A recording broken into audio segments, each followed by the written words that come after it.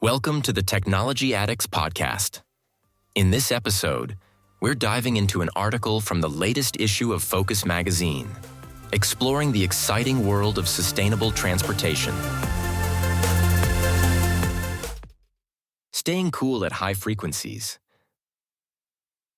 The switching frequency used by silicon carbide and gallium nitride semiconductors places high demands on the DC link capacitors and converters. However, the latest generation of materials is able to withstand the high operating temperatures that arise, while also reducing the equivalent series resistance and parasitic inductance. Semiconductor devices based on wide bandgap materials are increasingly being used for the power electronics in automotive applications. Wide bandgap semiconductors enable power converters to operate at higher voltages, temperatures, and frequencies, which significantly increases both the efficiency level and power density, and makes the electric drive much more efficient. However, devices based on silicon carbide or gallium nitride use a high switching frequency, meaning DC link capacitors with particularly low self-inductance and a high resistance to ripple currents are required. Moreover, the slew rate at the output of a silicon carbide half-bridge may be much higher than on a silicon component, with silicon carbide power stages reaching a dV/dt of 30 to 50 kilovolts per microsecond. This places an additional load on the capacitors. To cope with these high switching frequencies, film capacitors are being used more and more as DC link capacitors as they can withstand high ripple currents. However, in order to keep the lines as short as possible and thus minimize the parasitic inductance, the capacitors need to be placed very close to the wide bandgap modules. The problem with this is that wide bandgap semiconductors are operated at high junction temperatures, which means the DC link capacitors also heat up.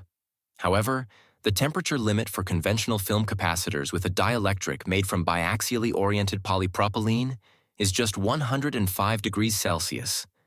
New types of capacitors designed specifically for the DC link of wide bandgap converters are being developed, enabling them to be positioned closer to the fast-switching power semiconductors than was previously possible without the use of cooling. Depending on the specific manufacturer, they are either based on lead lanthanum zirconate titanate ceramics or use robust base metal electrodes. They all reduce ripple currents thanks to a lower equivalent series resistance and can withstand high operating temperatures ranging from 125 to 150 degrees Celsius.